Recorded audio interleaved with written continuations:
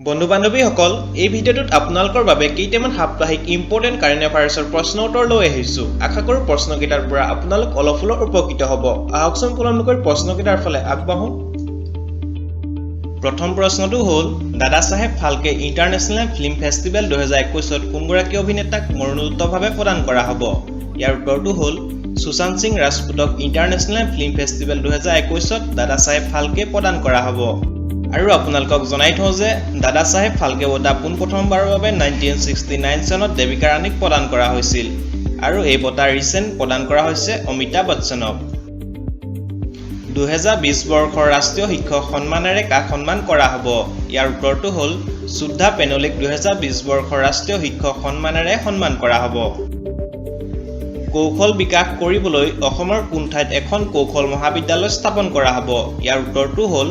অসমৰ মংগলদৈত কৌশল বিকাশৰ বাবে এখন কৌশল মহাবিদ্যালয় স্থাপন কৰা হ'ব 29 আগষ্ট তাৰিখে আসাম কেবিনেটে 900 কোটি টকা খৰচ কৰি এই কৌশল মহাবিদ্যালয় স্থাপন কৰাৰ এক সিদ্ধান্ত কৰিছে অলপতে কোনে এনচিচি প্ৰশিক্ষণৰ বাবে ডিজি এনচিচি নামৰ মোবাইল এপটো মুকলি কৰিছে ইয়াৰ উত্তৰটো হ'ল ৰাজনাথ সিঙে 27 আগষ্ট তাৰিখে ভাৰতৰ প্ৰতিৰক্ষা মন্ত্ৰী ৰাজনাথ সিঙে এই এপটো মুকলি কৰিছে এই এপটো দ্বাৰা দেশৰ সকলোকে এনচিচি প্ৰশিক্ষণত সহায় কৰিব আৰু আপোনালোকক জনাই থওঁ যে এনচিচিৰ হেডকোৱাৰ্টাৰ আছে নিউ দিল্লীত ইয়াৰ ডাইৰেক্টৰ জেনেৰেল হ'ল ৰাজীৱ চোপ্ৰা কোভিড-19ত মৃত্যু হোৱা বিশ্বৰ ভিতৰত ভাৰত কিমান স্থানত আছে ইয়াৰ উত্তৰটো হ'ল ভাৰত তৃতীয় স্থানত আছে আৰু প্ৰথম স্থানত আছে USA আৰু দ্বিতীয় স্থানত আছে ব্ৰাজিল ভাৰতীয় ৰেলৱে নতুন CEO কোন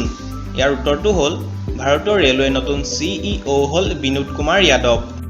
ইণ্ডিয়ান ৰেলৱে প্ৰতিষ্ঠা কৰা হৈছিল 1845 চনৰ 8 মে তাৰিখে ইয়াৰ হেডকোৱাৰ্টাৰ আছে নিউ দিল্লীত আৰু ইণ্ডিয়ান ৰেলৱে মিনিষ্টাৰ হ'ল পীয়ূষ গোয়েল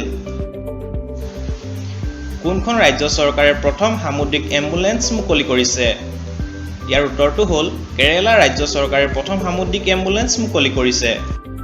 সাগৰত মাছ মাৰিবলৈ গৈ প্ৰতি বছৰে 30ৰো অধিক মাছমৰীয়াৰ মৃত্যু হয় সেইবাবে কেৰালা চৰকাৰে মাছমৰীয়াসকলৰ জীৱন অধিক সুৰক্ষিত কৰিবলৈ সামুদ্ৰিক এম্বুলেন্স মুকলি কৰে অলপতে টি20 ক্ৰিকেটত 500 উইকেট তোলা প্ৰথম বলাৰ কোন হয় ইয়াৰ উত্তৰটো হ'ল ৱেষ্ট ইণ্ডিজৰ ড্ৰেইন ব্ৰাভো দেশৰ কোনখন ৰাজ্যত মেজৰ ধ্যান চন্দ্ৰ বিজয় পথ যোজনা আৰম্ভ কৰিছে ইয়াৰ উত্তৰটো হ'ল উত্তৰ প্ৰদেশত এই যোজনাৰ দ্বাৰা উত্তৰ প্ৰদেশৰ 19 গৰাকী আন্তঃৰাষ্ট্ৰীয় খেলুৱৈ ঘৰলৈকে পকী ৰাস্তা বনোৱা হ'ব কাক 2020 চনৰ একলব্য পুৰস্কাৰে সন্মান কৰা হয় ইয়াৰ উত্তৰটো হ'ল ইশিকা চৌধুৰীক 2020 চনৰ একলব্য পুৰস্কাৰে সন্মান কৰা হয় এই পুৰস্কাৰ ৰাষ্ট্ৰীয় আৰু আন্তঃৰাষ্ট্ৰীয় খেলত সকলোতকৈ ভাল প্ৰদৰ্শন দেখুওৱা খেলুৱৈক দিয়া হয় আৰু ইশিকা চৌধুৰী আছিল ভাৰতীয় হকী দলৰ হকী খেলুৱৈ ভাৰতৰ কোনো ৰাজ্যত বিশ্বৰ সকলোতকৈ ডাঙৰ পুতলা মিউজিয়াম বনোৱাৰ কথা ঘোষণা কৰিছে ইয়াৰ উত্তৰটো হ'ল গুজৰাটত এই মিউজিয়ামত প্ৰাচীন কালৰ পৰা আধুনিক কাললৈকে প্ৰায় 11 লাখৰো অধিক পুতলা ৰখা হ'ব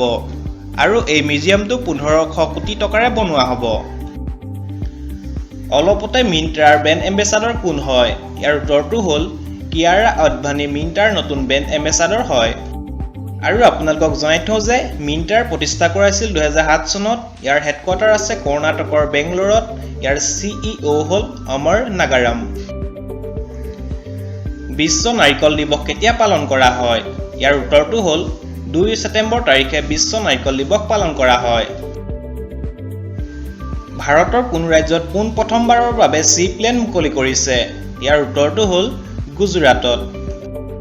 চি প্লেন মানে হ'ল পানীত চলি আকাশত উৰা এখন প্লেন অলপতে কাক লোকসভাৰ নতুন সচিব হিচাপে নিযুক্তি দিয়া হয় ইয়াৰ উত্তৰটো হ'ল উৎপল কুমাৰ সিঙক লোকসভাৰ নতুন সচিব হিচাপে নিযুক্তি দিয়া হয় প্ৰশ্নকেইটা চাই যদি আপোনালোকৰ ভাল লাগিলে তেন্তে ভিডিঅ'টো লাইক কমেণ্ট শ্বেয়াৰ কৰিব আৰু আপুনি যদি মোৰ চেনেললৈ প্ৰথম আহিছে তেন্তে এনেধৰণৰ প্ৰশ্ন উত্তৰ পাই থাকিবৰ বাবে মোৰ চেনেলটো ছাবস্ক্ৰাইব কৰি ল'বলৈ প্লিজ নাপাহৰিব